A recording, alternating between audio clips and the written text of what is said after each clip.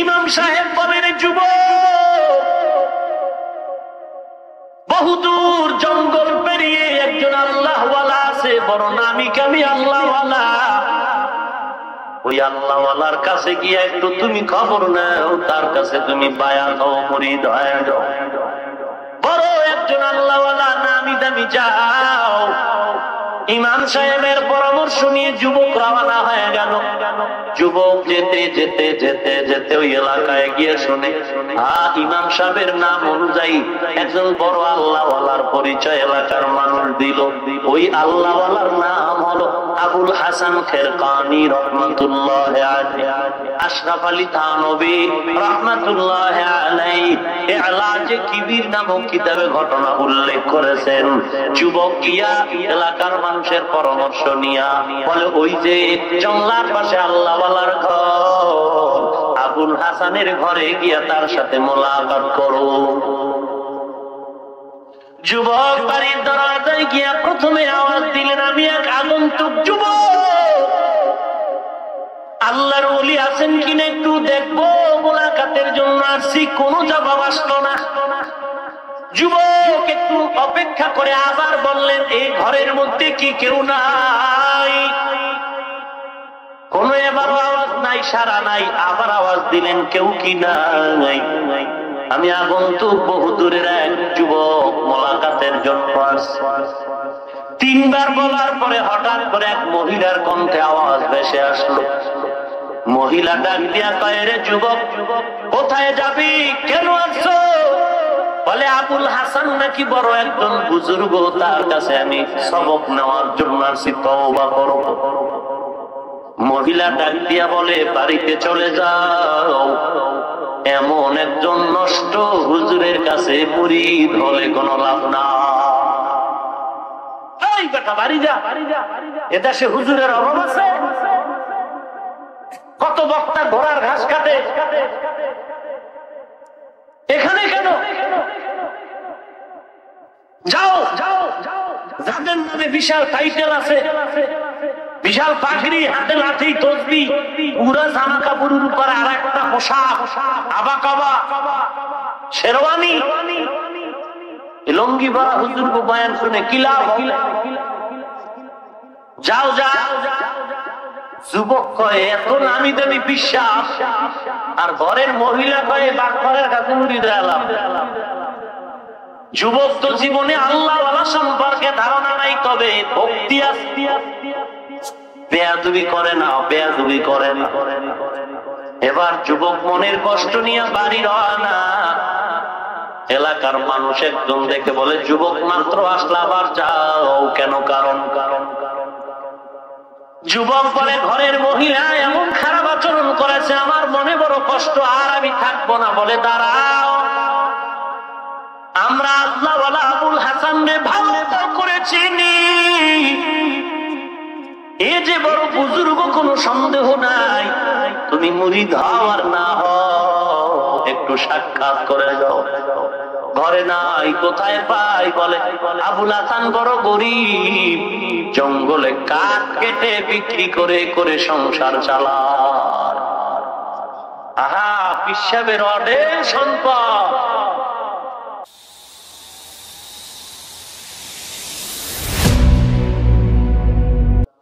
أفحسبتم أنما خلقناكم عبثا وأنكم إلينا لا ترجعون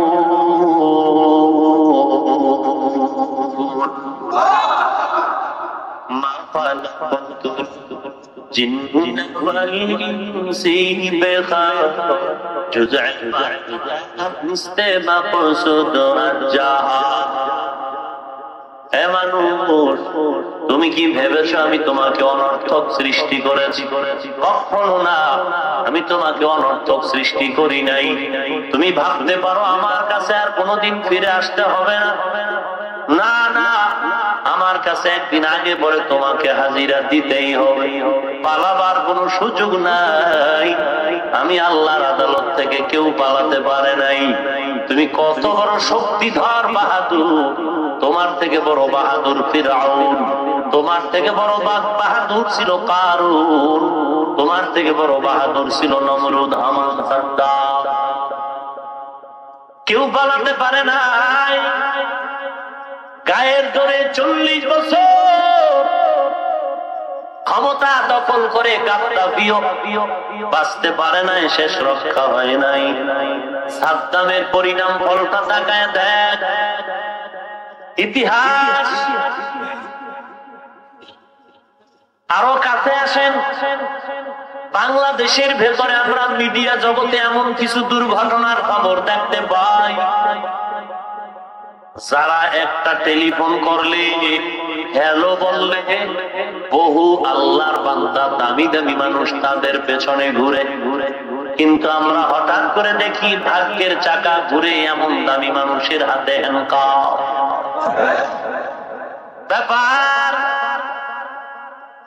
ব্যাপার আর কিছু না, পাপ যদি বাতি হয়ে যায়, শাস্তিটা কবরে যাওয়ার আগেই দুনিয়াতে শুরু হয়। পাপ বাতি হইছে এই জন্য ধরা খান। পাপ করার একটা সীমা না, সীমা লঙ্ঘন করে ফেললেই শাস্তি কবরে না, আগেই দুনিয়াতে শুরু। আপনারা বিভিন্ন খবর আপনারা জানেন। এরে বান্দা, তুমি ভেবেছো তোমাকে অনর্থক বানাইছি? না না, তো আল্লাহ কেন বানাইছেন? প্রশ্ন কেন বানাইছেন? আমরা তো কেউ আসতে চাই নাই। আমাদেরকে মায়ের গর্ভে বারবার বলা হয়েছিল, চল চল, তুই যে মায়ের গর্ভে খেলা করো, এর থেকে বড় বড় বড় বড় একটা খেলার মাঠ, যেই খেলার মাঠ এত বড়, মায়ের গর্ভের মাঠের থেকে এত বড়, পৃথিবীর কোন কম্পিউটার হিসাব মিলাতে পারবে না।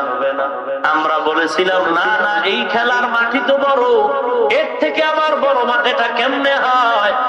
আমরা এটা বিশ্বাস করি না, এই খেলার মাঠ দুনিয়াতে আসতে চাই নাই। যখন এসেই পড়লাম, দেখলাম আসলেই তো মায়ের গর্ভের খেলার মাঠের থেকে এত বিশাল একটা খেলার মাঠ এই দুনিয়া নামক মাঠে আমরা আসলাম। এটা যে কত বড় খেলার মাঠ, আজ পর্যন্ত একুরেট হিসাব কোন বিজ্ঞানীরাও দিতে পারে নাই। আরে আল্লাহর গোলাম, পৃথিবী কত বড়, ব্যর্থ বিজ্ঞানীরা ব্যর্থ হিসাব দিতে। কারণ ইয়াজুজ মাজুজরা জুলকারনাইন বাদশার নির্মিত প্রাচীরের অপর পৃষ্ঠে তারা আছে, জিব্বা লাগায় দেওয়ালটা প্রতিদিন চাপে। ইয়াজুজ মাজুজরা কিভাবে আছে, কেমনে ঘুমায়, কিভাবে খায়, আজও পর্যন্ত বিজ্ঞানীরা তার থিওরি বর্ণনা করতে পারেনি। তাহলে পৃথিবীর অংশ সেখানেও বাকি আছে। 500 বছর আগে এ বাংলাদেশ কেন গোটা পৃথিবীর কেউ জানতো না আমেরিকা নামের একটা মহাদেশে মাটির নিচে আছে। ভাইরা আমার, এখান থেকে ডাইরেক্ট, এই মেয়ে দিকে তাকান, এখান থেকে ডাইরেক্ট 12,000 কিলোমিটার যদি মাটির নিচে যান, আমেরিকা। আল্লাহর গোলাম, এত নিষেধ করার পরেও যে আপনারা কেন বুঝেন না?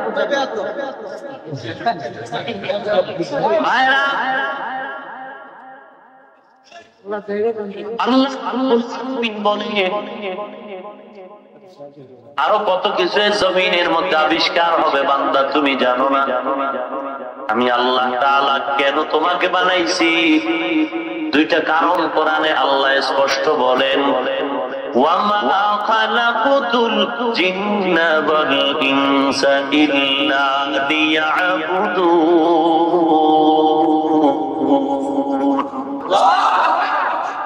এক নাম্বার কারণ, আমি আল্লাহর ইবাদত করার জন্য মানুষ তোদের বানাইলাম। সংক্ষেপ ইবাদত বিষয়টার উপরে ভিন্ন সময় আলোচনা আপনাদের আশেপাশে করে থাকলো, আজ করব না। দ্বিতীয় কারণ, আল্লাহ বলেন আমি কেন পাঠাইলাম, বলে পরীক্ষা দেওয়ার জন্য। পরীক্ষা মানেই মুসিবত, ছাত্র জীবন কতই না সুখের যদি পরীক্ষা না হইতো। পরীক্ষাই মানে বিপদ মুসিবত। রাহমাতুল লিল আলামিন বলেন, মান ইউরিদিল্লাহু বিহি খাইরান ইউসিব মিনহু। রাসূলের হাদিস। রাহমাতুল লিল আলামিন বলেন, আল্লাহ তাআলা যদি কারো মঙ্গল চান তার উপরে আল্লাহ মুসিবত দান করেন। কথা বুঝেন কিছু? আল্লাহ কি দেয় না মুসিবত দেয় কেন? আল্লাহর কি মায়া নাই? ওরে কপাল পোড়া তার সেরা আল্লাহর মায়া আছে দেখেই মুসিবত দেয়। আশেকে রসুল তোমার নবী কয় আল্লাহ তারে ভালোবাসেন তারে মুসিবত দিবেন। তুমি আশেকে রসুল হ্যাঁ রসুলের কথা যদি না মানো আর যদি বলো আল্লাহ কি দেখে না আর কাউরে খালি আমার উপরেই বিপদ দিব,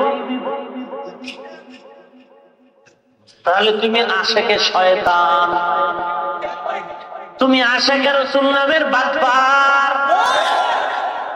তোমার নবী কইতেছে আল্লাহ মোহাব্বত করেন তারপরে মুসিবত দেন, আর তুমি কইতেছো আল্লাহ কি আর কেউরে দেখে না খালি আমার এই মুসিবত দেন। স্বামী আর স্ত্রী প্রেমের বন্ধনে আবদ্ধ। স্বামী মধুর আলাপে স্ত্রীর সাথে লিপ্ত, বহু চালাক স্ত্রী, খোদা ভীরু, দুনিয়াওয়ালা না। স্ত্রী ডাক দিয়ে কয় স্বামী আমার আজকে একটা পরীক্ষা করো। কি পরীক্ষা? ভালোবাসার পরীক্ষা। কি ভালোবাসার পরীক্ষা? বলো স্বামী আমার তুমি যে আমারে ভালোবাসো কতটুকু ভালোবাসো তার মাপকাঠি দাও। স্বামী ডাক দিয়া কয় ও স্ত্রী ভালো করে শুনে নাও, আমি যে তোমাকে কতটুকু ভালোবাসি এর মাপকাঠি বয়ান করার সুযোগ নাই, তবে বাঙালি সন্তান হিসাবে এতটুকু বলবো জীবনে বহু কিছু আছে এর ভিতরে সব থেকে প্রিয় তুমি আমার।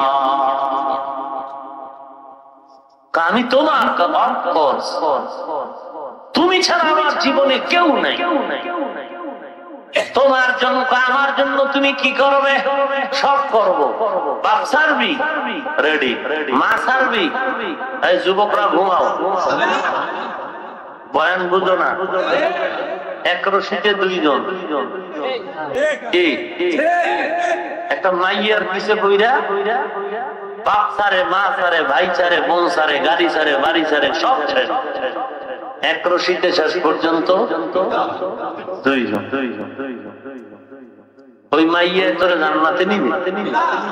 মাইয়া তোরে ধনী বানাইতে পারবে?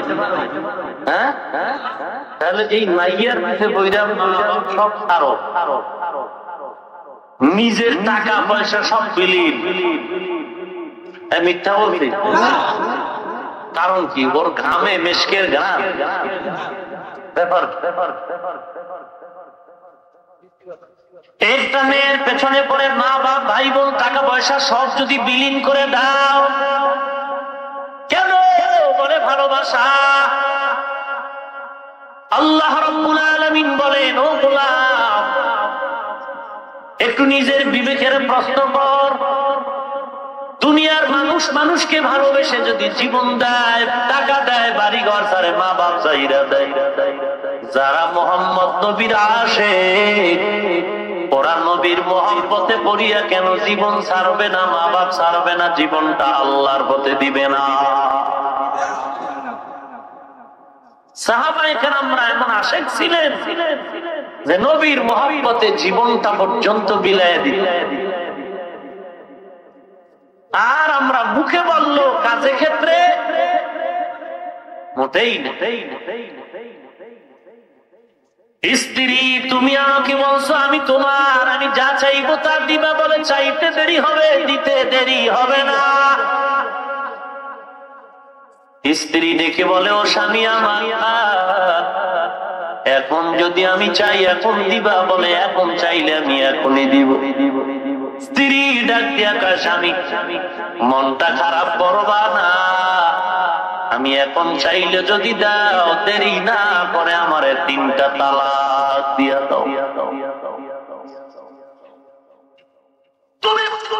আমি চালিয়ে দিব, তাহলে আমাকে এখনই 3 তালাক দাও। অকইলি কি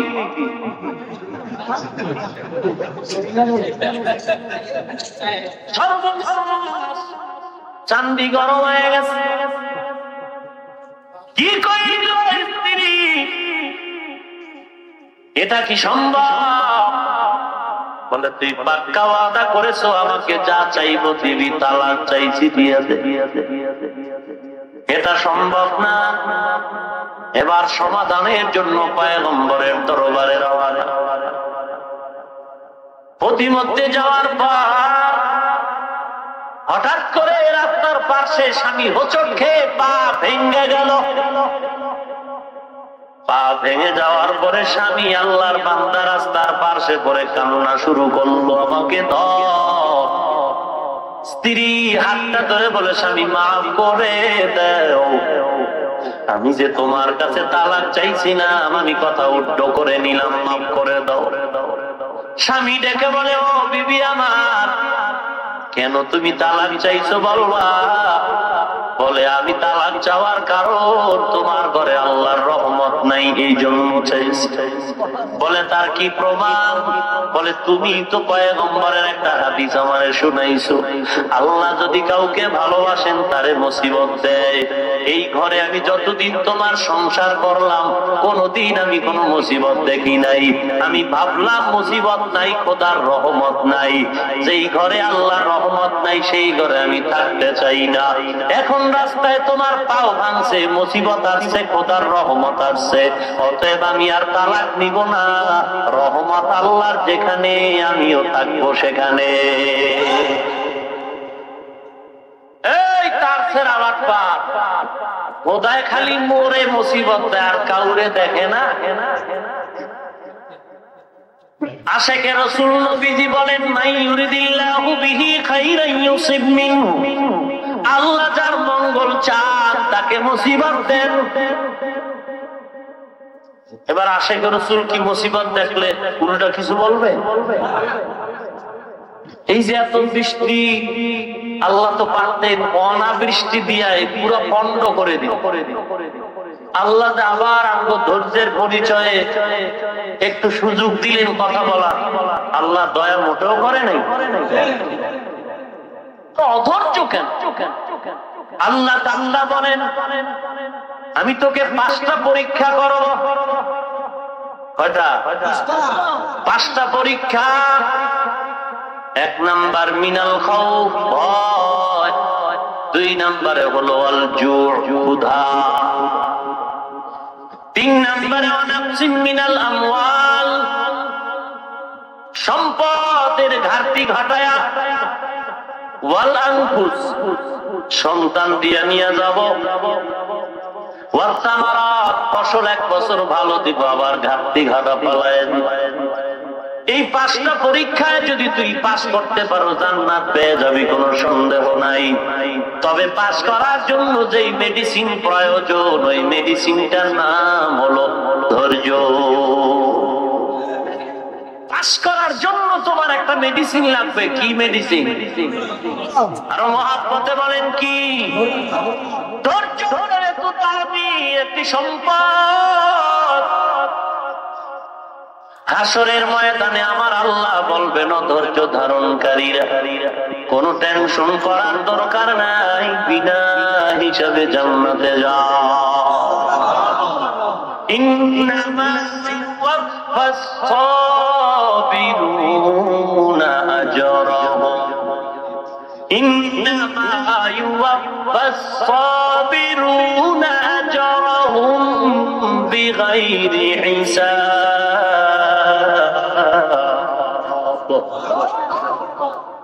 আল্লাহ বললেন, সাবিরিন যারা ধৈর্য ধারণকারীরা তোরা বেগৈর হিসাব, বিনা হিসাবে জান্নাতে যা। ধৈর্য পরীক্ষায় পাস করার জন্য লাগবে ধৈর্য। আল্লাহর সাহায্য মুহূর্তে তোর কাছে আসবে, লাগবে ধৈর্য। ইয়া আইয়ুহাল্লাযীনা আমানুস্তাঈনু বিস-সাবরি ওয়াস-সালাহ, ইন্নাল্লাহা মা'আস সাবিরিন।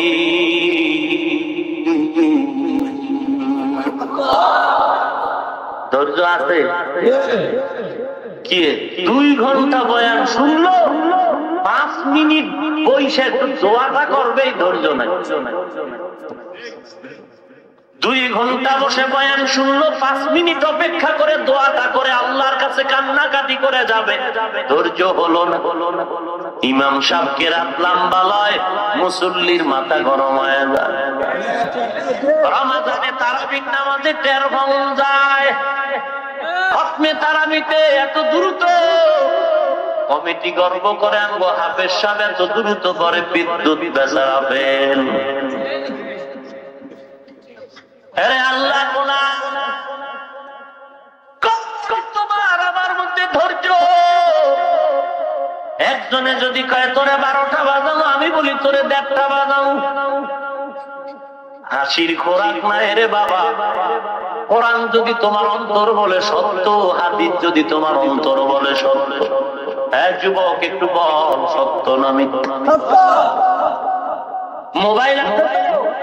মোবাইলের ভেতরে আজকে বাড়ি গিয়া ইন্টারনেট চালু করে বাংলা কোরআন লেখা ডাউনলোড কর।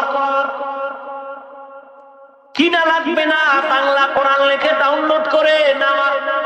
ডাউনলোডের পরে দেখবি বাংলা কোরআন আছে, এটাকে ক্লিক কর, দেখবি কোরআনের সূরাগুলো সিরিয়ালে চলে আসতো বাংলায়। আরবিতে আয়াত লেখা, নিচে বাংলায় তরজমা লেখা। পুরা কোরআনের তরজমা দেখার দায়িত্ব তোমার হাতে নাই রে বাবা।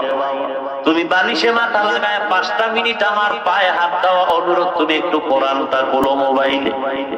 কোরআন শরীফের শেষে 4-5টা সূরার তরজমা পড়তে 5 মিনিটের বেশি লাগবে না। তুমি কোরআনের মোবাইলে সূরাটা ক্লিক করে বাংলা তরজমা পড়ো।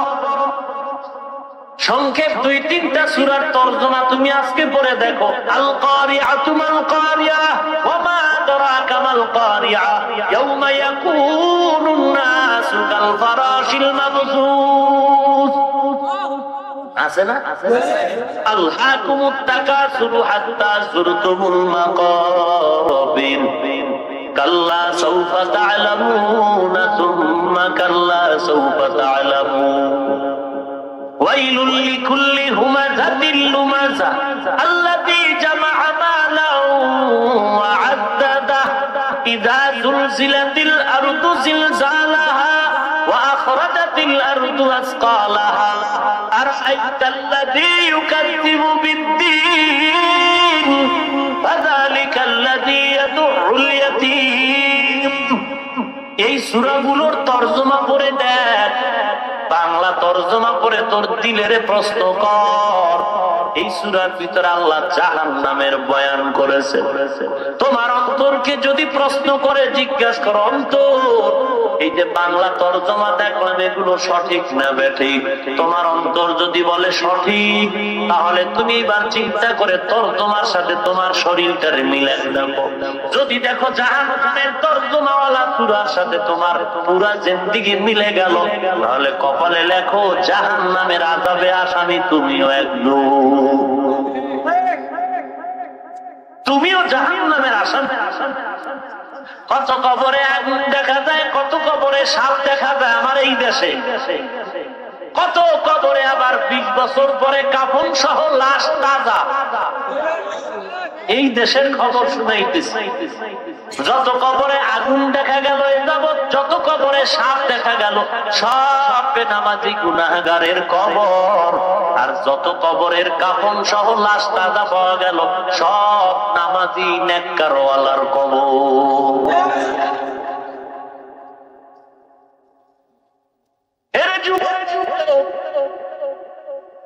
তুমি হয়তো ভাবতেছো যদি কোরআন হাদিস মতে চলি স্বাধীনতা হারিয়ে যাবে, টুপি পরলে স্বাধীনতা থাকবে না, হুজুরদের মতো চললে স্বাধীনতা হারিয়ে যাবে।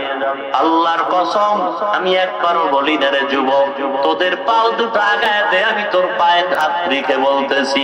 আমি একবারও বলি নাই তুই স্কুল কলেজ থেকে বের হয়ে মাদ্রাসায় ঢুকে যা, একবারও বলি নাই। আমি এ কথাও বলি না তুমি টুপি আর পাগড়ি লাগায় পাক্কা দরবেশ হয়ে দাও, চাকরি ছেড়ে দাও। না না, আমি তাও বলি না। স্কুলে বড় বড়, কলেজে বড় বড়, ভার্সিটিতে বড় বড়, তুমি চাকরি করো করো, বাধা নাই। তুমি ব্যবসা করো করো, তোমার সাথে কোনো বাধা নাই, আমি বলি না ছেড়ে দাও। তবে একটা দাবি করো ওরে বাবা, স্কুলে বড়, কলেজে বড়, চাকরি করো, ব্যবসা করো, তোমার কাছে একটাই আমার পায়ে হাত রেখে দাবি হলো, যা করো না কেন পয়গম্বরের সুন্নতের মালাটা শরীরে ঢুকায়া দাও। 5 ওয়াক্ত নামাজ পড়ো, পয়গম্বরের সুন্নতের মালাটা গলায় লাগাও। তাকায় দেখ ডাইনে বামে, তাকারে যুবক, তোর মতো যুবক আমার মতো দাড়িওয়ালা হুজুর না, তোর মতো যুবক স্কুল কলেজে পড়ে দাড়িওয়ালা নামাজি নাই।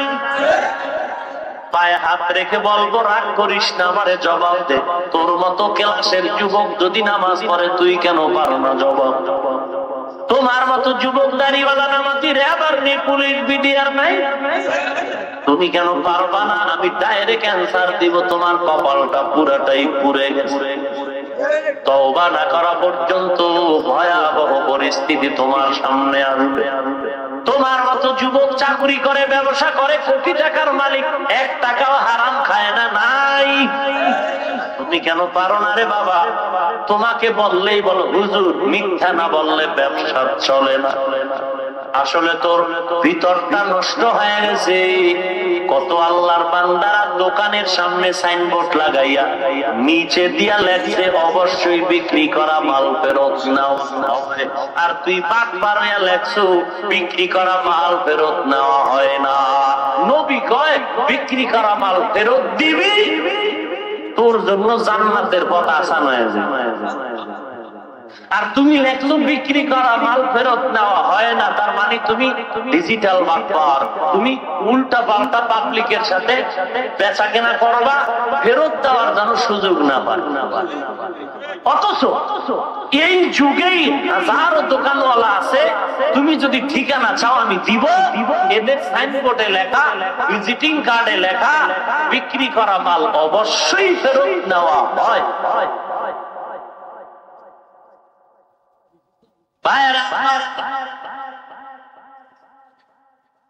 কি ওয়াজ করো না, আমি ভালো আছি না, যারা যাদের করবো তারা ভালো। মোবাইলে রেকর্ডিং হচ্ছে, এগুলো মোবাইলেই থাকে, বডির মধ্যে নাই। একটু ভালো লাগছে, বাড়ি গিয়া হয়তো 5 মিনিট আবার বয়ান শুনবে। মা যদি বলে কি শুনছো, শোনো মাই বয়ান। মা ঘরে বয়া বয়ান শুনে কাঁদে, কিন্তু যুবক ছেলে কাঁদেও না, ফজরও ভরে না। মা কয় বাবা রাত্রে অশুনলি, ফজরটা পর। ঘুমের কারণে সন্তান বলে মা এখন তুমি ঘুমে ডিস্টার্ব করো না, এখন নামাজ পড়তে মনে চায় না। আলহামদুলিল্লাহ আলহামদুলিল্লাহ আলহামদুলিল্লাহ, আমি রুমের মধ্যে পড়ছি, মাগরিবে সেখানেই পড়েছি।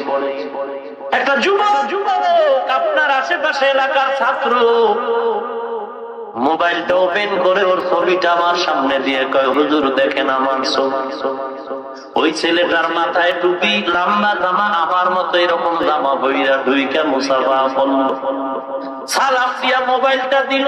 তাকায় দেখি একটা প্যান্ট শার্ট পরা যুবক, বলে হুজুর আমার আগের অবস্থা এমন ছিল, এখন আমি এই পরিবর্তন হয়েছে, হুজুর আপনি একটু দোয়া করবেন, আল্লাহ যেন হেদায়েতের পথে রাখতে। আরে যুবক, তুইও যুবক, আমিও যুবক, আমি পারলে তুই পারো না কেন? বল তুই নামাজ বাদ দিয়ে কি আরামে আছো, আমাকে বল, তুই আমার থেকে কত আরামে আছো বল। মোবাইল তোর হাতেও আছে, মোবাইল আমার হাতেও আছে। তুই ফেসবুক চালাও, আমিও যদি ফেসবুক চালাই পারি, ইউটিউব চ্যানেল তুইও খোলার অধিকার আছে, আমিও খোলার অধিকার আছে। ওরে যুবক, মোবাইলের রাস্তা দুইটা, আমার সামনেও খোলা, তোর সামনেও খোলা। আমি ইউটিউবে আগে লিখি বাংলা ওয়াজ, লেখা ঢুইকা বিভিন্ন আলেম ওলামাদের বয়ান শুনি। আর তুই নাপাক জিনিসগুলো শুনতেছো, দেখতেছো, তোর চরিত্র ভালো বলে কোনো গ্যারান্টি না। তুই কি আরামে আছো বল? টুপির কারণে আমাদের সম্মান কমে গেছে, জামার কারণে। ক্ষমা চেয়ে নিচ্ছি, রাগ করিস না রে ভাই। মাদ্রাসায় পড়ার কারণে আমাদের সম্মান কম। ওরে তাও কেমন? কওমি মাদ্রাসায় পড়েছি, কওমি মাদ্রাসা। যদিও বর্তমান সরকার বাহাদুর, হাটহাজারীর হযরত সহ দেশের বড় বড় শীর্ষস্থানীয় আলেমদের ডেকে সর্বোচ্চ সম্মানের ভিআইপি খানার আয়োজন করে কওমি মাদ্রাসার সনদের স্বীকৃতি মৌখিকভাবে দিয়েছে। এতে এখনো ফাইনাল কাগজে কলমে এখনো সাকসেসফুল হয়নি। এর মধ্যেই যেমন নাস্তিকের মাথা নষ্ট, ঘুম নাই, মুনাফিকের হুঁশই নাই।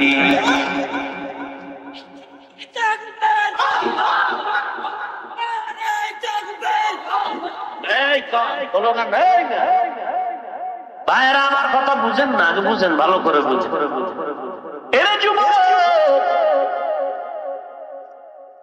কওমি মাদ্রাসার স্বীকৃতি সরকার দেওয়াতে আমরা 50% আপ হয়ে গেছি।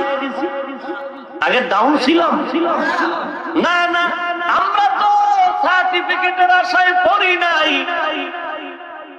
আমরা তো জেনে শুনেই মাদ্রাসায় পড়েছি যে এখানে পড়লে চাকরি হবে না, সরকারি সার্টিফিকেট আসবে না। এখন যদি আমাদেরকে দেয় কোনো লাভও নাই, ক্ষতিও নাই। আমরা যে ফুলে কলা গাছ হয়ে গেছি তাও না, আমরা আগেও যেমন ছিলাম এখনো তেমন আছি। কারণ আমাদের সম্মানের মানদণ্ড সার্টিফিকেট না, আমাদের সম্মানের মানদণ্ড হলো পয়গম্বরের সুন্নাত।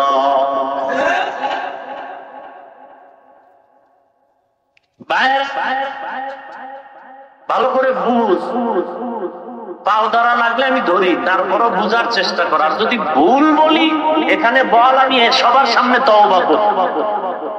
আর সঠিক বললে আবার কথা মানো, মানতে না পারলে সমর্থন করো। সমর্থন করতে যদি অ্যালার্জি হয় চুপ থাকো, বিরোধিতা করিস না, কপালটা পুড়ে যা।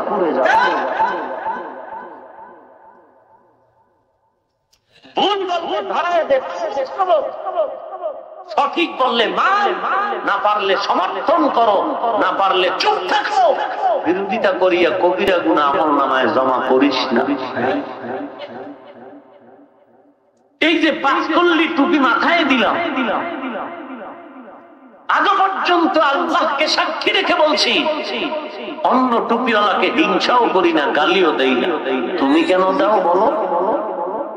কোন কিতাবে গালি পাইছো বলো? তুমি কেন গালি দাও? রাসূল বলেন গালি হারাম, কোরআন শরীফ বলে গালি হারাম। একজন আলেম যদি গালি দেয়, সাধারণ মানুষ কি করবে? কি শিখবে আলেম থেকে? আমি কওমি মাদ্রাসায় পড়েছি, আজ পর্যন্ত আলিয়া স্কুল, কলেজ, ভার্সিটি কই পাকা নজরে তাকায়ও না, বরং দিলটা আরো দুর্বল তাদের প্রতি। মহব্বতের বন্ধন যদি হয়, আমার রঙে তাদেরকে রঙিন বানাবো, সুন্নতের রঙে রঙিন হয়ে যাব, সব এক প্ল্যাটফর্মে চলবো। তা গালি তো দিলাম না, তুমি কেন কওমিকে হিংসা করো? হিংসা কবিরা গুনাহ। তোমার নবীর হাদিস মনে নাই? কাউকে ছোট মনে করা কবিরা গুনাহ। তোমার কি জাহান্নামের ভয় নাই? কবিরা গুনাহ করো।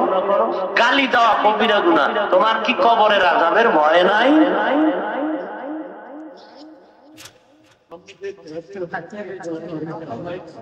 ভাইরা আমার, কেন আমাদের পরস্পর এত দ্বন্দ্ব, এত হিংসা? وَلَنَبْلُوَنَّكُمْ بِشَيْءٍ مِّنَ الْخَوْفِ وَالْجُوعِ وَنَقْصٍ مِّنَ الْأَمْوَالِ وَالْأَنفُسِ وَالثَّمَرَاتِ وَبَشِّرِ الصَّابِرِينَ।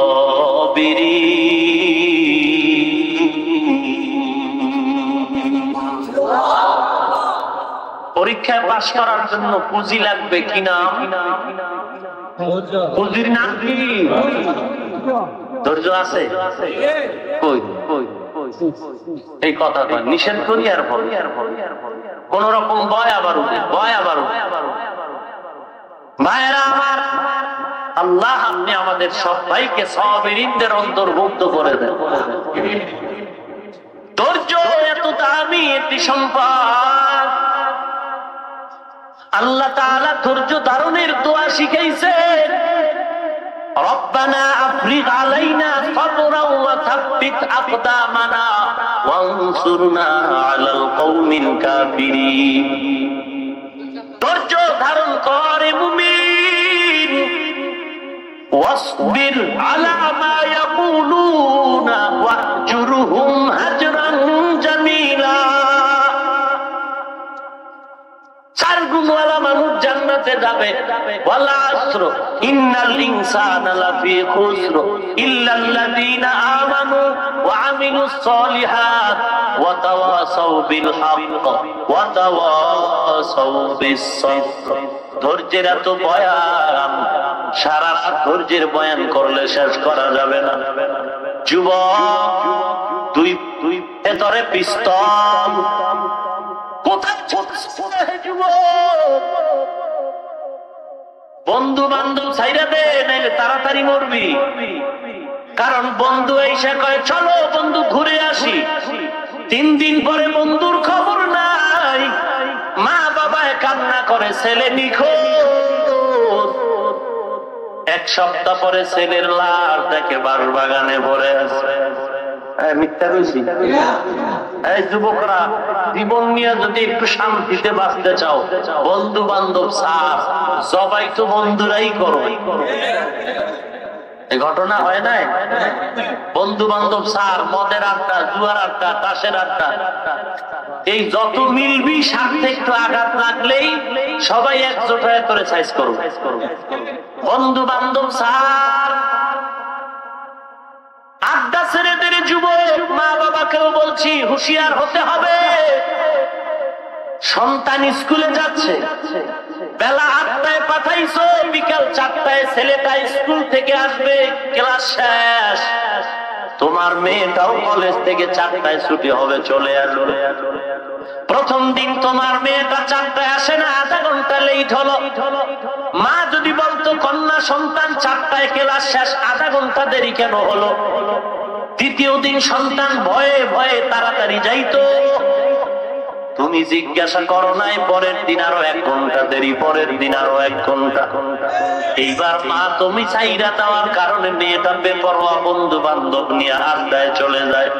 মা তুমি টের পাইলা না, এক সময় দেখা গেল তোমার দুর্বলতার কারণে এই মেয়েটাই ঐশীর মতো বেশ্যা হয়ে গেছে। ঐশীর মতো বেশ্যা মেয়েটা মা বাবাকে জবাই করেছে। এর পেছনে কি মা বাবার কোনো দুর্বলতা নাই? তাবিজ নাও, তাবিজ, ওরে বড় তাবিজ, জুতা, বাহাদুরি। ছেলে কলেজে যায়, মেয়ে স্কুলে যায়, টাকা রাখার জায়গা নাই, বাহাদুর। মোবাইল ছেলে মেয়ের হাতে দিয়ে দিছে, খবর নেওয়া লাগবে না। তোমার খবর ওরা নিবে না, তোমার নেওয়ারও চান্স দিবে না। খবর যেখানে নেওয়ার সেখানে নিচ্ছে। বিয়ে পাস করার আগে বিয়া পাস হয়ে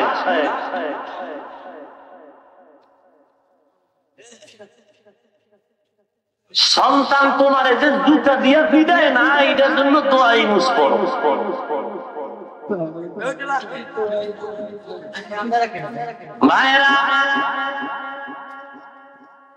মা বাবাকে সাবধান হতে হবে, সন্তান যেন কোনো আড্ডায় না যায়। আড্ডায় গেলেই না জানি ভয় লাগে কোন চক্রে পড়ে গুলশানের হামলার মতো হামলায় জড়িত হয়।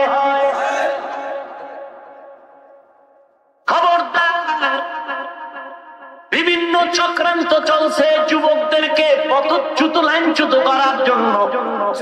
খবরদার, মা বাবাকেও সতর্ক থাকতে হবে। দেশের বিরুদ্ধে কোন অবস্থান নিব না, যারা ষড়যন্ত্র করবে তাদের পক্ষেও আমরা যাব না। দেশ আমার দেশের বিরুদ্ধে ষড়যন্ত্র যারা করবে এরা আমার চিরন্তন দুশমন। এদের সাথে টুডো টুমরে কখনোই সম্পর্ক হতে পারে না। অতএব আড্ডা ছেড়ে দিতে হবে, বন্ধু বান্ধবের আড্ডা ছেড়ে দাও। ঘুরতে চলো বললেই যাওয়া যাবে না, সাবধান। খবরদার, তুমি টেরই পাও নাই যে বন্ধু তোমাকে কলা খাওয়ায়া, দুধ দিয়ে, চা নাস্তা খাওয়ায়া, ভালো ব্যবহার দিয়ে তোমাকে হত্যা করে ফেলবে, তুমি টেরই পাচ্ছ না। ভাগ্যের নির্মম পরিহার। আজকে মা বাপ যদি সচেতন হতেন তাহলে এই দেশে প্রেমের ফাঁদে পড়ে আমার দেশের অনেক বোনেরা ছুরির নিচে যেত না। ভাইরা, আল্লাহ মনে বানাইছে তোর কপালে যদি বিয়া থাকে তাহলে তোর দুনিয়াতে আসার আগে মাইয়াও আল্লাহ আগে বানাইছে। আর যদি মনে কর হুজুর পাই না পাই তা তোর কপালে বিয়েই নেই,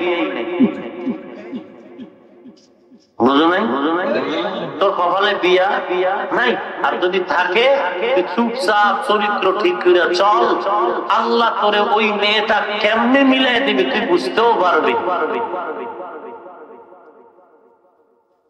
চামড়ার সুন্দর দিয়ে জিন্দিগি সুন্দর হবে না, চরিত্রের সৌন্দর্য দিয়ে জিন্দিগি সুন্দর করতে হবে।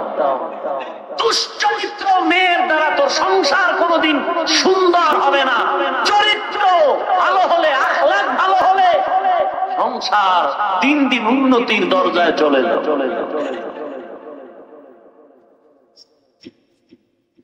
ধৈর্য ধারণ করে বান্দা, এত পাগল হয়ে পিস্তলের পিছে দৌড়াস না রে যুবক। ধৈর্য ধর, ধৈর্য ধারণ করে আল্লাহকে বল, আল্লাহ তুমি এমন একটা মেয়ে আমার জন্য রেখে দাও যেই মেয়েটা আমার সহধর্মিনী জীবন সঙ্গিনী হবে, যার দ্বারা আমার জিন্দেগি সুন্দর হবে, টেনশন মুক্ত হবে। এমন একজন তুমি কোরআনওয়ালা মেয়ের ব্যবস্থা করে দাও। আল্লাহ পারে, কথা বলে। পাগল হইস না রে যুবক, যদি বেশি পাগলামি করো জীবন ধ্বংস হয়ে যাও। মোবাইল চালাইস না, চালাইস না। যদি তোর কি অজুহাত দিবে আমাকে, একটু যোগাযোগ ঠিক রাখা। এই কম দামি 900 টাকার মোবাইল ব্যবহার কর। অ্যান্ড্রয়েড সেট কেন? চরিত্র তো নাই, যৌবন নাই, যাও 4-5 দিন খাইতেছো, হারবাল দিয়ে বাঁচতেছ, পাইছে আছো হারবালের। বউ টিকে রাখতে পারবি কিনা তো সন্দেহ। তোর কপালে বিয়াও নাই, বউ নাই, কয়দিন যে খাবি আর জেলখানায় যে খাওয়া লাগবে, কারণ যেই অপরাধ করতেছো। অথচ তুমি যুবক, আমি হাফিজুর রহমান এক লাইনে যেমন আল্লাহ সম্মান দিছে, তুমি স্কুল কলেজে পড়ে কোরআন শরীফটা অন্তরে ঢুকাইয়া তুমিও চরিত্রের পরীক্ষায় পাস করে তুমি আদালতের বিচারপতি হবে, তুমি ম্যাজিস্ট্রেট হবে, তুমি ওসি হবে, ডিসি হবে।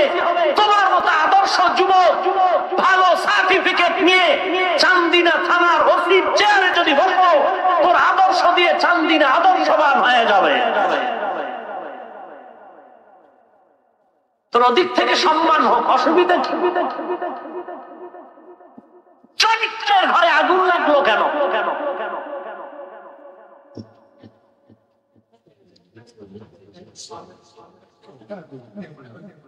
আল্লাহর বান্দা যুবক 2 পকেটে পিস্তল নিয়ে চলছে। সালামের আগে পিস্তল চলে, গুলি চলে। এর ভান্নি কিছু ধরা খায়নি। এক যুবক কি শেষ করে দেব 5 মিনিট?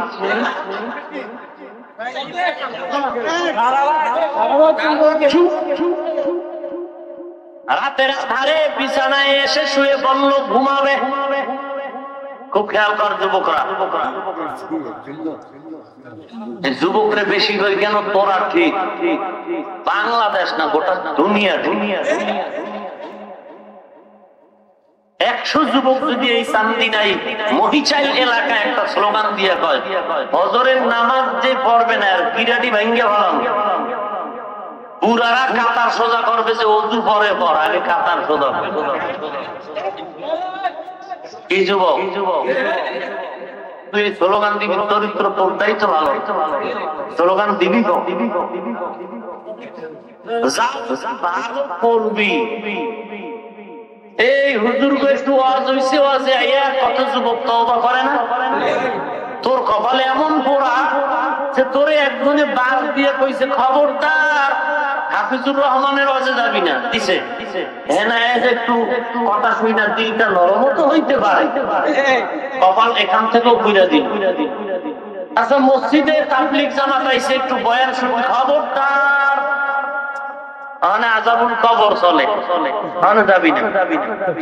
কই যাই নামাজ রোজা রাখো না, না শরীর নষ্ট হয়ে যাবে, এই বয়সে রোজা শরীর ভেঙে যাবে, আপেলের মতো থাকবে না।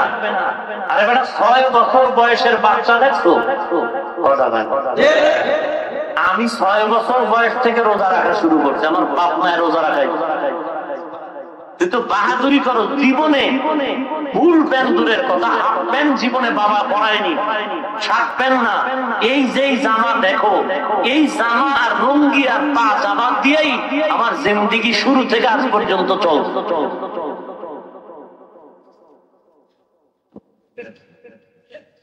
কোন দিক থেকে ভালো তোরা আছো বল?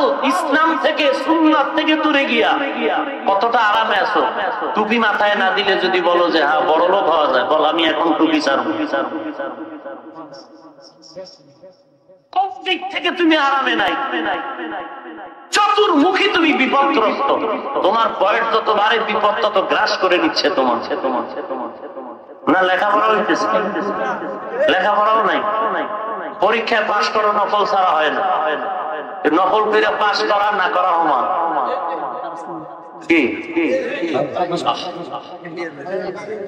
যুবকের পিস্তল বিছনায় রেখে শুয়া শুয়া টেনশন করে, হায় এই পিস্তল দিয়া কত মায়ের কোল খালি করেছি, কত মা আমার পায়ে জড়ায় কাঁদছে আর বলছে বাবা আমার ছেলেটারে মারিস না, তুইও তো একটা মায়ের ছেলে, তুই আমার ছেলেরে মারিস।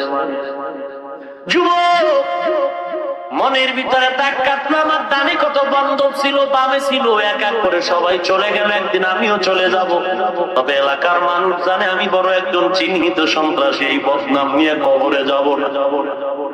বদনাম থেকে নাজাতের উপায় কি আছে?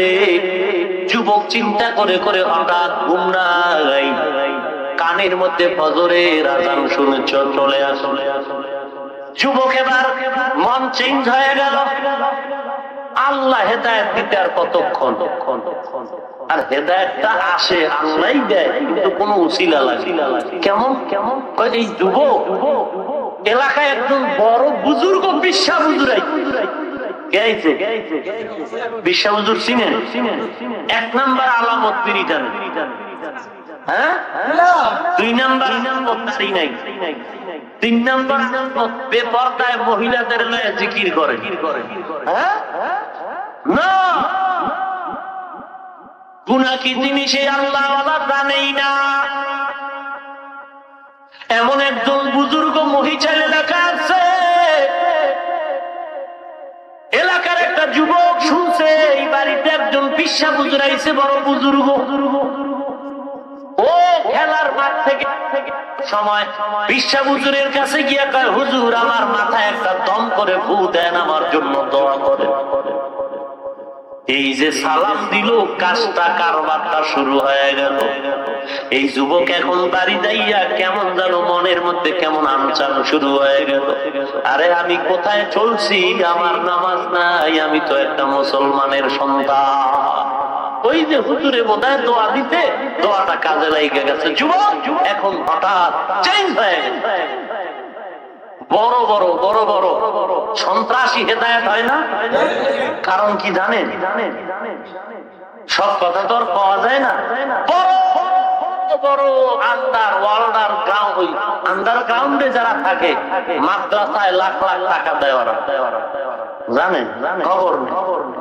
যারা কথার আগে গুলি চলে এগো পুরা বডিটা আকাম কুকামে পোশাক দিয়ে ভরা, কিন্তু এরা মাদ্রাসায় টাকা দেয়, বাইতুল মুকাররমের সামনের কাতারে নামাজ পড়ে। একদিন হঠাৎ করে ইমাম সাহেবের লগে সালাম দিছে, পরিচয় দেয় নাই, হুজুর কেমন আছে? ভালো। কে আপনি? আমি এক মুসল্লি, একটু দোয়া করেন হুজুর। হুজুর চেহারার দিকে তাকাইয়া দিলটা খুলে একটা দোয়া দিছে। বান্দা কি যার অর্ডারে 100 গুন্ডা চলে, এই হুজুরে আমকায় বেটা দাড়িটা রাহি, কাম শুরু হয়ে গেছে। এটি কেমন এই অর্ডারে বুঝাবো যেটিতে কয় পীর মুরিদি শিরিক, এই চোরের কেমনে বুঝাবো? বাবা ডাকতে এটা একটা সংক্ষেপ উদাহরণ দিই। আপনাদের এদিকে কদু খেত, আম গাছের বাগান নাই? আপনারা দেখছেন কি মাঝে মাঝে খেতে জুতা টানায়? জুতা কেন? বরকত বেশি হবে। হ্যাঁ কেন কেন কেন? নজর লাগবে না? কার নজর? পিসা হুজুরে? প্রদীপ সাহ বড় হুজুরে? না, ওই এলাকার গাঞ্জাখোর। ঠিক নি?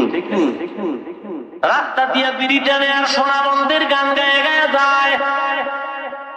হঠাৎ করে বড় একটা আম গাছ, সুন্দর আম দেখা পায়, ওরে আমার আম। গজব মাত্র শুরু হইল। বিবেক নামের আদালতে প্রশ্ন কর, একটা বেআমল, নামাজ নাই, রোজা নাই, পর্দা নাই, হালাল নাই, হারাম নাই, বিড়ি টেনে টেনে ঠোঁটগুলো গোলাপের পাপড়ির মতো লাল করে ফেলছে। কি যারা বিড়ি টেনে ঠোঁটগুলো খুব লাল, মেশকের ঘ্রাণ। এই বিড়ি টাননেওয়ালা বান্দা চোখ দিয়া তাকাইছে আম গাছের দিকে আর কইছে ওরে আম। এইটাই অ্যাকশন শুরু। কি বলবো, লজ্জার কথা। মনে চায় মাঝে মাঝে তোরে ডাইকে কই, যুবক তোরা আমার জুতা মার। এই যুবক, আমি এই কথাগুলো তোদের বুঝাইতে পারি না, তো কি করবো? জুতা মার আমার। কেন বুঝো না? একটা বেআমল বাঁকাতে গান্দা করেন, চোখের নজরে যদি আম গাছে গিয়ে অ্যাকশন শুরু হয়, একজন তাহাজ্জুদওয়ালা, জিকির করনেওয়ালা, পাগড়ি পরনেওয়ালা, কান্নাওয়ালা বুজুর্গ যদি একটা বেঈমানের দিকে ভালো নজর দেয়, অ্যাকশন হবে না কেন? যে গোষ্ঠী বলে পীর মুরিদি শিরিক, এই চোরদের কেমনে বুঝাম?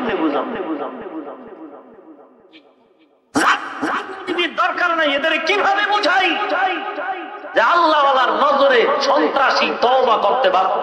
খালি নজর দিছে বেঈমান, একটা বেয়ামল গাঞ্জাখোরের চোখের নজর লাগলেই যদি আমের গাছে গজব ধরে, একজন আল্লাহওয়ালার চোখের নজর বেঈমানের গায়ে লাগলে ওই বেঈমান কেন নামাজ ধরবে না?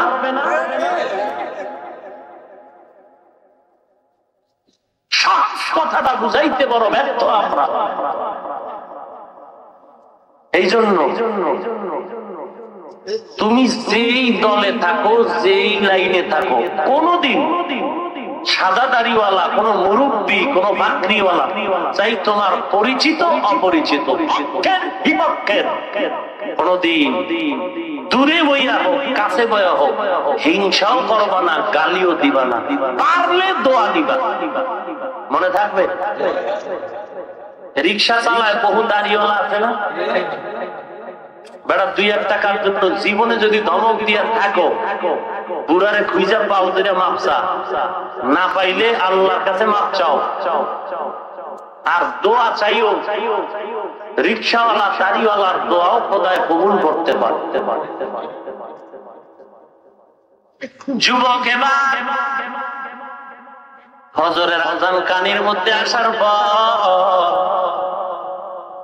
যুবক এবার ইমামের কাছে চলে গেল, একটু পরামর্শ করে আমার এই কলঙ্কময় জীবন কেমনে ভালো করব। ইমাম সাহেব যুবকের দেখেই ভয়, ওরে কোথায় না বড় সন্ত্রাসী, মসজিদের দরজা দিয়ে উকি দিল কেন? মারবে নি আমারে? ভয় আছে, মারছে না নোয়াখালী, ঢাকায়।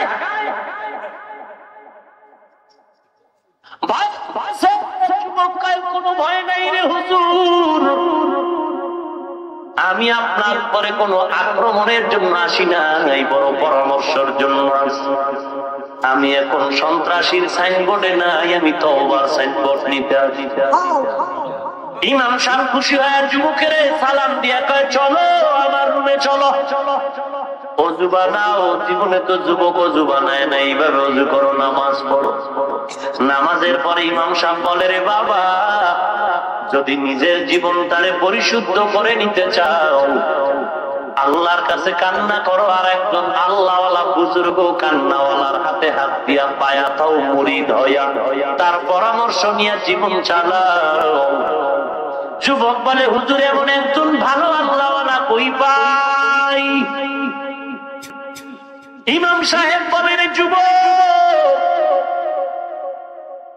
বহুদূর জঙ্গল পেরিয়ে একজন আল্লাহওয়ালা আছে, বড় নামি কামি আল্লাহওয়ালা। ওই আল্লাহওয়ালার কাছে গিয়ে একটু তুমি খবর নাও, তার কাছে তুমি বায়াত হও, মুরিদ হয়ে যাও। বড় একজন আল্লাহওয়ালা নামি দামি যাও। ইমাম সাহেবের পরামর্শ নিয়ে যুবক রওনা হয়ে গেল। যুবক যেতে যেতে যেতে যেতে ওই এলাকায় গিয়ে শুনে ইমাম সাহেবের নাম অনুযায়ী একজন বড় আল্লাহওয়ালার পরিচয় এলাকার মানুষ দিল। ওই আল্লাহওয়ালার নাম হলো আবুল হাসান খেরকানি রহমাতুল্লাহ আলাইহি। আশরাফ আলী থানভী রহমাতুল্লাহ আলাইহি ইলাজে কিবির নামক কিতাবে ঘটনা উল্লেখ করেছেন। যুবক গিয়া এলাকার মানুষের পরামর্শ নিয়া বলে ওই যে জঙ্গলার পাশে আল্লাহওয়ালার ঘর, আবুল হাসানের ঘরে গিয়া তার সাথে মোলাকাত করো। যুবক বাড়ির দরজায় গিয়া প্রথমে আওয়াজ দিলেন, আমি এক আগন্তুক যুবক, আল্লাহর ওলি আছেন কিনা একটু দেখবো, মোলাকাতের জন্য আসছি। কোনো জবাব আসলো না। যুবক একটু অপেক্ষা করে আবার বললেন, এই ঘরের মধ্যে কি কেউ নাই? কোন এবার আওয়াজ নাই, সারা নাই। আবার আওয়াজ দিলেন, কেউ কি নাই? আমি আগন্তুক, বহু দূরের এক যুবক, মোলাকাতের জন্য আসছি। তিনবার বলার পরে হঠাৎ করে এক মহিলার কণ্ঠে আওয়াজ ভেসে আসলো। মহিলা ডাক দিয়া কয়, রে যুবক, কোথায় যাবি, কেন আসছো? বলে আবুল হাসান নাকি বড় একজন বুজুর্গ, তার কাছে আমি সবক নেওয়ার জন্য আসছি, তওবা করো। মহিলা ডাক দিয়া বলে, বাড়িতে চলে যাও, এমন একজন নষ্ট হুজুরের কাছে মুরিদ হলে কোনো লাভ না। এই বেটা বাড়ি যা, এদেশে হুজুরের অভাব আছে? কত বক্তা ঘোড়ার ঘাস কাটে,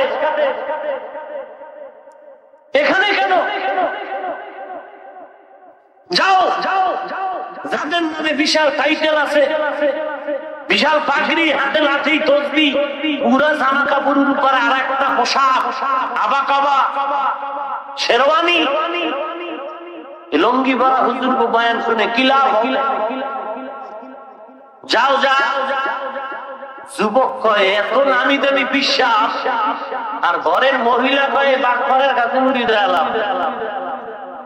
যুবক তো জীবনে আল্লাহওয়ালা সম্পর্কে ধারণা নাই, তবে ভক্তি আছে। বেয়াদবি করে না, বেয়াদবি করে না। এবার যুবক মনের কষ্ট নিয়ে বাড়ি রওনা। এলাকার মানুষ একজন দেখে বলে, যুবক মাত্র আসলা, আবার যাও কেন? কারণ যুবক বলে, ঘরের মহিলা এমন খারাপ আচরণ করেছে, আমার মনে বড় কষ্ট, আর আমি থাকবো না। বলে দাঁড়াও, আমরা আল্লাহওয়ালা আবুল হাসানকে ভালো করে চিনি,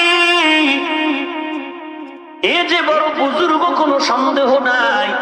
তুমি মুরিদ হও আর না হও, একটু সাক্ষাৎ করে যাও। ঘরে নাই, কোথায় পাই? বলে আবুল হাসান বড় গরিব, জঙ্গলে কাঠ কেটে বিক্রি করে করে সংসার চালায়। আহা, পিসাবের অঢেল সম্পদ,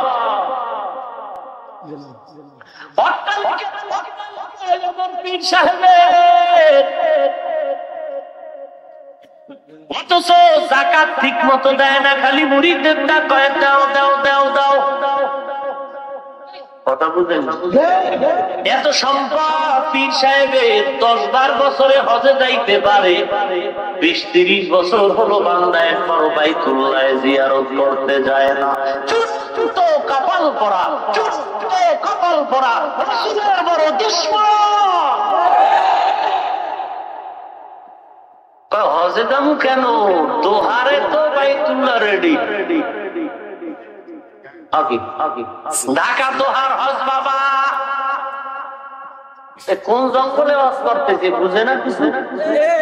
দোহারে কি হজ বাবা? দোহার, ঢাকা দোহার কি আপনাদের খবর নাই? কেমন ভিড় যে খাইছে বাবা। কয় আমার এনে বাইতুল্লাহ বানাইছে, কিনতে তুই টাকা খরচ করে মক্কায় যাবি।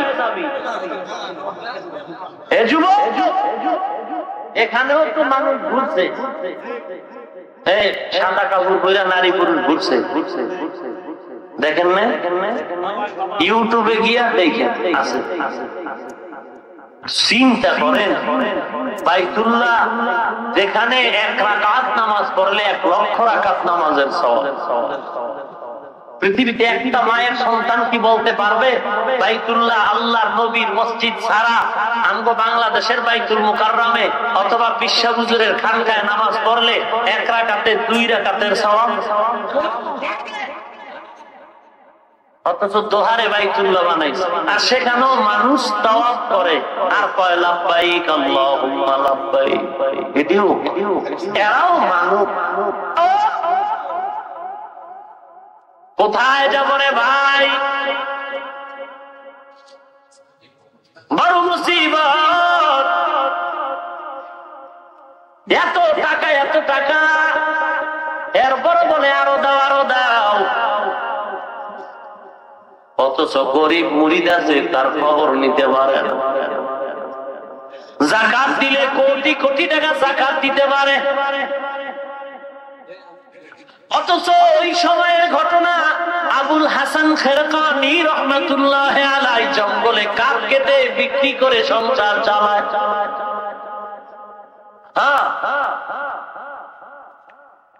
টাকা পয়সা যদি আল্লাহর দ্বীনের পথে ব্যয় করে, তার জন্য টাকা পয়সা সম্পদ রহমত। কথা বুঝেন? রাসূলের হাদিস, লা বা'সা বিল গিনা লিমান ইত্তাকা। ধনী হওয়াতে কোনো ক্ষতি নাই যদি তাকওয়া নিয়ে চলে।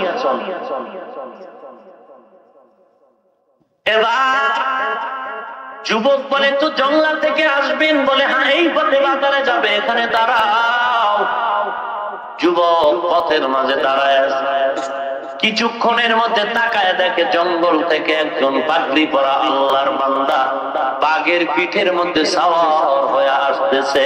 বাঘের পিঠে লাকড়ির বোঝা আর হাতের মধ্যে একটা লাঠি নিয়ে বাঘের পিঠে রওনা।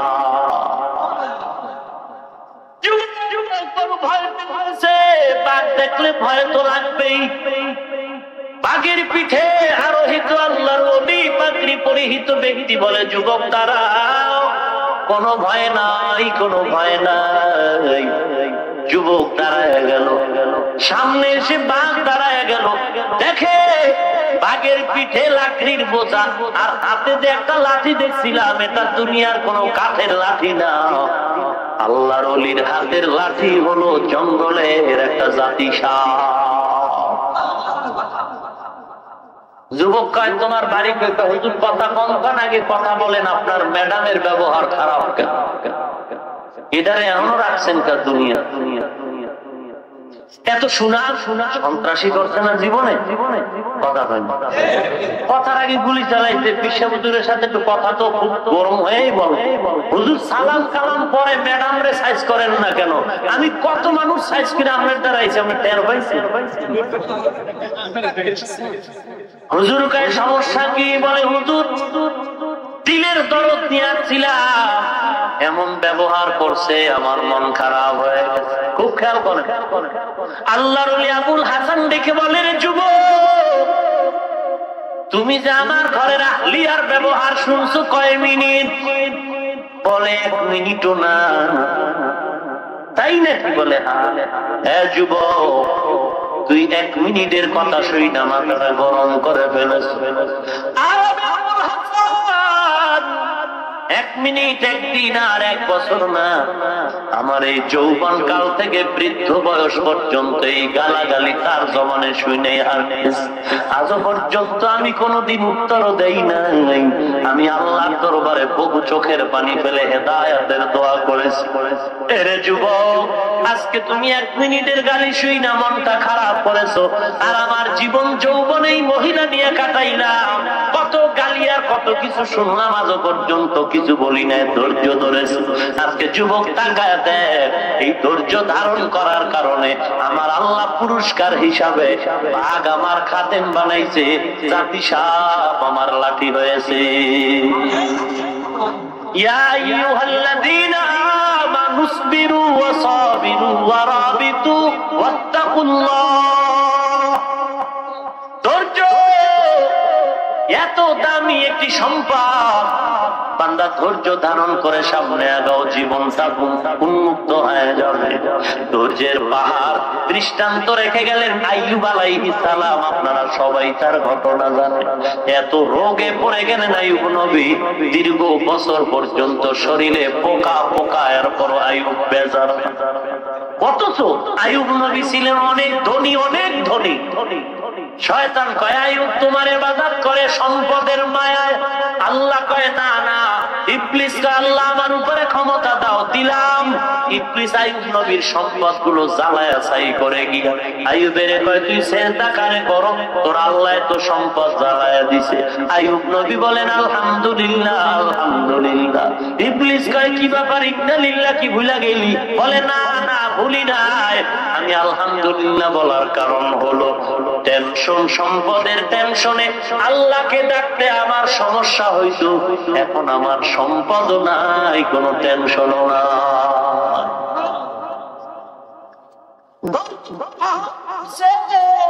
ইব্রাহিম নবী আর ইসমাইল, আল্লাহ অর্ডার করেছে ও ইব্রাহিম তোর 80 বছর বয়সে যেই সন্তান পেয়ে খুশি, তাড়াতাড়ি মক্কার গহীন জঙ্গলে হাজেরা আর শিশু বাচ্চাটারে রাইখে তুই চলে যা। মানুষ নাই, জঙ্গল। হাজেরা আর ইসমাইল শিশু বাচ্চাটারে মক্কার কাবার পার্শ্বে জঙ্গলে, কিছু নাই, কিছু পানি আর রুটি দেয়। ইব্রাহিম নবী বিদায় বেলা হাজেরা ডেকে বলে স্বামী আপনি যে আমাদেরকে এই জঙ্গলে রেখে গেলেন, আপনার ইচ্ছা নাকি মালিকের ইচ্ছা? ইব্রাহিম নবী কান্না সুরে ডাক দিয়ে কয় রে বিবি, আমি আল্লাহর অর্ডার ছাড়া কিছু করি না, আল্লাহর ইচ্ছা। হাজেরা স্বামীর হাত ধরে বলেন পয়গম্বর, এই শিশু বাচ্চা ইসমাইলের রেখে আপনি যান, আল্লাহর যদি অর্ডার হয় আমার কোনো আফসোস নাই, তবে আপনার কাছে আপনার একটু দোয়া করবেন, আর আমি হাজেরার খবর নেওয়া লাগবে না, মাঝে মাঝে ইসমাইলের খবর মাঝে মাঝে নিয়ে যাই। ইব্রাহিম নবী চলে গেলেন, পাহাড়ের ওই পাশে গিয়া আল্লাহর দরবারে 3টা দোয়া করলেন। রব্বানা ইন্নী আসকানতু মিন যুররিয়্যাতি বিওয়াদিন গায়রি যি যারইন ইনদা বাইতিকাল মুহাররাম রব্বানা লিয়ুকিমুস সালাতা ফাজআল আফইদাতাম মিনান নাসি তাহফি ইলাইহিম। আল্লাহর দরবারে দোয়া করলেন, আল্লাহ 3টা দোয়া করলাম, আমার বুড়া বয়সের হাজেরা, বুড়া বয়সের ইসমাইলের রাখতে পারি না, এখানে পানি নাই, মানুষ নাই, এদের পাশে কেউ নেই, আলো নাই, জঙ্গল জঙ্গল। আল্লাহ তুমি মানুষের ব্যবস্থা করে দাও, পানিও ব্যবস্থা করে দাও, রিজিকের ব্যবস্থা করে দাও। তোমার শুকর আদায় করবে, নামাজ আদায় করবে রে আল্লাহ। আল্লাহর নবী দোয়া করা মাত্র আল্লাহ তাআলা 3টা জিনিস গায়েবী ভাবে হাজেরা ইসমাইলের সামনে ক্রমান্বয়ে পৌঁছায় দিলেন। ইসমাইল আর হাজেরা ছাড়া কেউ নাই, রুটি আর পানিও শেষ হয়ে গেল। ইসমাইল শিশু বাচ্চা ক্ষুধা কান্না করে, মা জিব্বাটা ইসমাইলের মুখের মধ্যে দিয়া দেখে জিব্বায় শুকিয়ে গেছে, লালাও নাই, ভাই, ইসমাইলের কান্না দেখে মা অচেতন হয়ে গেল। সন্তানের কান্না সহ্য করা যায় না। একবার সাফা পাহাড়ে দৌড়ায়, একবার মারওয়া পাহাড়ে দৌড়ায়। আল্লাহ তাআলা কয়, রে হাজেরার দৌড়, আমি আল্লাহর কাছে এত বড় মায়া লাগছে, ও দুনিয়ার হাজী সাহেবরা, তোরা যদি হাজেরার জায়গায় দৌড় না দেও, আমি আল্লাহ তোদের কোন হাজির হজ কবুল করব না। ইসমাইল কিভাবে কান্না করতেছে, হঠাৎ করে মারওয়া পাহাড় সাফা পাহাড়ে দৌড়ালেন। হাজেরার কানে একটা আওয়াজ আসলো, আসো। কে যেন আওয়াজ দিল, হাজেরা শুনলো আওয়াজটা বাইতুল্লাহর কাছের থেকে আসলো। হাজেরা দৌড়াইয়া বাইতুল্লাহর কিনারায় গেলেন। ওখানে গিয়ে দেখে আল্লাহর ফেরেশতা জিবরাইল দাঁড়ায় আছে আর বলে, কি সমস্যা? বলে, পানি নাই, ইসমাইল কাঁদতেছে। জিবরাইল আমিন হয়তো পায়ের গোড়ালি দিয়া ধাক্কা দিছে, অথবা জিবরাইলের ডানা দিয়া ধাক্কা দিছে, পানি বের হওয়া শুরু হয়ে গেল। হাজেরা তার ভাষায় বলল, ঝম ঝম, থাম থাম। পানি থেমে গেল। নিজেও পান করলেন, ইসমাইলকেও পানি পান করালেন। ইসমাইলের পায়ের গোড়ালিতে আঘাত থেকে পানি উঠছে, এটা সহিহ বিশুদ্ধ বর্ণনায় পাওয়া যায় না। যদিও আমরা আগে বলেছি, মূল বর্ণনা সহিহ বিশুদ্ধ বর্ণনা হলো এই জমজম কূপের উৎপত্তি জিবরাইল আমিন দ্বারা আল্লাহ করে দিলেন। এই পানি নিজেও পান করলেন, সন্তানেরও করালেন। কেমন বরকতের পানি! সেই শুরু থেকে আজ পর্যন্ত কত কোটি হাজার টন বিলিয়ন বিলিয়ন পানি হাজি সাহেবরা নিয়ে যায়। আজও পর্যন্ত পানি যেই মাপে ছিল এখনো আছে, কমেও না পারেও না। এই জমজম পানি পান করলে তিনটা উপকার। দাঁড়াইয়া পান করতে হবে, ক্ষুধা নিবারণ হয়ে যাবে, ক্লান্তি দূর হয়ে যাবে, আল্লাহ তাআলা রোগের মুক্তির ব্যবস্থা করে দিবে। এরে বান্দা, সাহাবায়ে কেরাম বললেন, নবী এই জমজম কূপের তলা কই তলা? আল্লাহর নবী বলেন, জমজম কূপের তলা হলো হাউজে কাউসারের সাথে। আল্লাহ নবী ইসমাইল একটু একটু পানি পান করে বড় হয়। ক্ষুধা, প্রচন্ড ক্ষুধা। যারা হজে যাবেন গেছেন, প্রচন্ড ক্ষুধা। মনে হয় 3 প্লেট খানা বিসমিল্লাহ ছাড়া টান দিলে থাকবে না। কিন্তু 1 গ্লাস জমজমের পানি পান করবেন, ক্ষুধা কি জিনিস আপনার মনেই থাকবে না। এত বরকতি পান। হাউজে কাউসারের সাথে পানির সংযোগ। ভাইরা আমার, আরেকটু আগাবো সামনে। ইসমাইল বড় হতে হতে এখানে আরো কথা ছেড়ে দিলাম। 6 বছরে যখন হলো, ইব্রাহিম নবীকে আল্লাহ স্বপ্ন দেখায়, প্রিয় প্রাণের প্রিয় বস্তুকে কোরবানি করো। 3 দিন স্বপ্ন দেখার পরে বুঝতে পারলেন আমার ইসমাইলের বুঝি কোরবানির জন্য অর্ডার হয়ে গেছে। ইব্রাহিম নবী এবার সুরিয়া রশি নিয়ে রওনা। যেই এলাকায় মানুষ নেই, এখন গিয়া দেখে বাড়ি ঘর, খেলা করে মাঠে ছেলেরা। এই ছেলে এখানে বাড়ি ঘরের অভাব নাই, এখানে ইসমাইল নামের কেউ আছে? বলে হ্যাঁ আছে। ঘর কই? বলে ওই সিভার ভিত্তিতে ছোট একটা ঘর। ইসমাইল কই? বলে সে আমাদের সাথে খেলাধুলা করে না, এখানে মাঝে মাঝে আসে, চুপচাপ বৈশা কি ভাবে আবার চলে যায়। দেখো আমার ইসমাইল কই? ছেলেরা খুঁজে বের করে দিল, ওই তো ইসমাইল। 6 বছরের পিতা মাতার বিরহের সাক্ষাৎ আজ। ইব্রাহিম মায়ের সন্তানের দিকে হাত বাড়ায় কোলে থাকলে না। ইসমাইল তো 6 বছরের সন্তান, ইনি আমার বাবা চিনতে পারে না। যাবো ইব্রাহিম নবী কান্না করে বলেন, ইসমাইল আমি তোর বাবা। ইব্রাহিম কোলে নিয়ে রওনা হয়ে গেলেন হাজরার সামনে গিয়ে। 6 বছর কালা বলে, না না সময় নাই, ইসমাইলের তাড়াতাড়ি সাজায়া দেও, বাদশার দাওয়াতে যাও। হাজরা আলাইহিস সালাম বুঝলেন দুনিয়ার কোন বাদশার দাওয়াত আসলে যে আল্লাহ দাওয়াত দিছে জবাই করতে, হাজরা বুঝতে পারে নাই। ইব্রাহিম নবী হিকমত অবলম্বন করায় হাজরা মনের খুশিতে ইসমাইলের সাজায়া গোসল করায় দিল। হাজরা গোসল করায় বিদায়, বাবার সন্তান যায় দরজা দিয়া, মা হাজেরা তাকায় দেখে ইবলিস এসে কয়, রে হাজেরা ফিরাও জবাই করতে নেয়। ইবলিসের কথায় হাজেরা কয়, বাবা হইয়া সন্তান কোনদিন জবাই করতে পারে না। এবার ইবলিস বলে, সত্য কথা, আল্লাহর অর্ডার হয়ে গেছে। হাজেরা কয়, এই কথাই যদি হয় আমাকে ধোঁকা দিয়া লাভ নাই।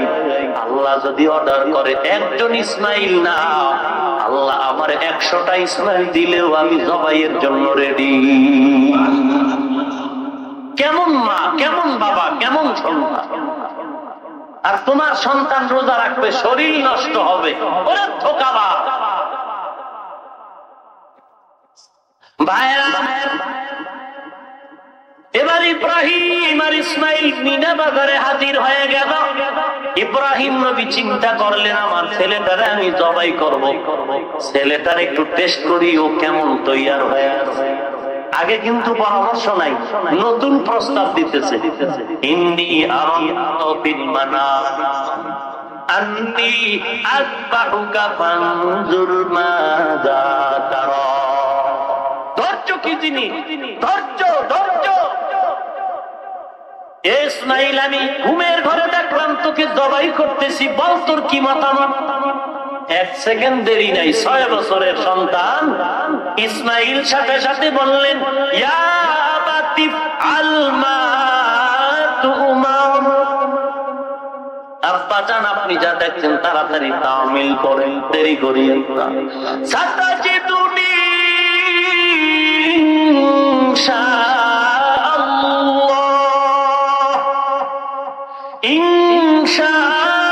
ইনশাআল্লাহু মিনাস সাবিরিন।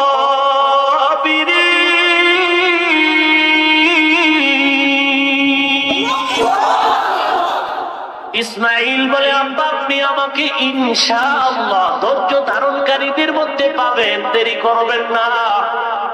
এই কথাটা বলে ইসমাইল একটু বিনয়ের সাথে কি যেন বলতেছে, আব্বা জান কোনো আফসোস নাই।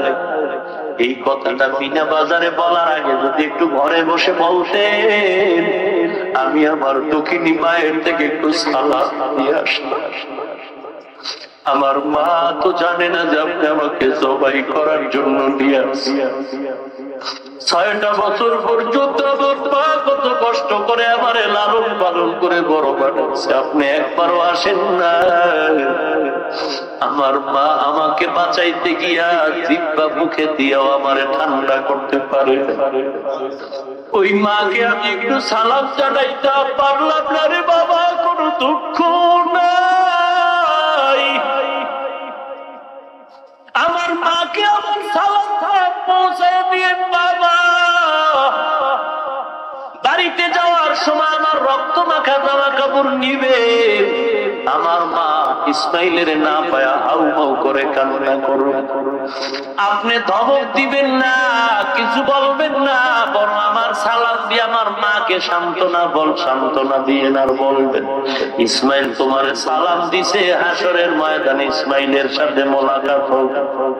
আমার মাকে সবর এখতিয়ার করতে বলবেন, ধৈর্য ধারণ করতে বলবেন। আব্বা জান, আমাকে জবাই করার আগে আপনি আমার হাতে পায়ে রশি লাগায় ভালো করে বাঁধেন, কারণ জবাই করার সময় যদি আমার হাতে পায়ের নড়াচড়া আপনার গায়ে লাগে, বেয়াদবি হবে, আল্লাহ বেজার হয়ে যাবে। আব্বা জান তাড়াতাড়ি আমাকে বাঁধেন, আর একটা কাপড় দিয়ে আপনার চক্ষু বেঁধে নেন, কারণ আপনি যদি জবাই করার সময় আমার দিকে মায়ার নজর পরে জবাই করতে পারবেন না রে আব্বা। আপনি চোখ দুটো বেঁধে নেন। ইসমাইলের এই করুণ কথায় যেন ফিরিস্তারাও কাঁদে, আসমান জমিন ভারী হয়ে গেল। ইসমাইল এই কথা বলে জমিনে লুটায় বলল, ইব্রাহিম নবী ছুরিটা দিয়ে যখন আঘাত করবে, আল্লাহ ডেকে বলেন, ছুরি সাবধান, আমার ইসমাইলের যেন কোনো বিন্দু ক্ষতি না হয়। যখন ছুরি চালানো শুরু করলো, ইসমাইলের কোনো পশমও কাটতেছে না। এবার ছুরিটারে অন্য পাথরের উপর আঘাত করলো। ইব্রাহিম এবার পাক্কা নিয়ত করেছে, ইসমাইল শুইয়া পড়, হাতে রক্ত না লাগা পর্যন্ত আর তোরে আমি ছাড়বো না। ইসমাইল আবার শুইয়া বলল, এবার ছুরি দিয়ে আঘাত করবো, রক্ত না লাগা পর্যন্ত আমি আর ছুরি উঠাবো না। আল্লাহ শুনতেছেন, আল্লাহ তো জানেন ওদের অন্তরের খবর।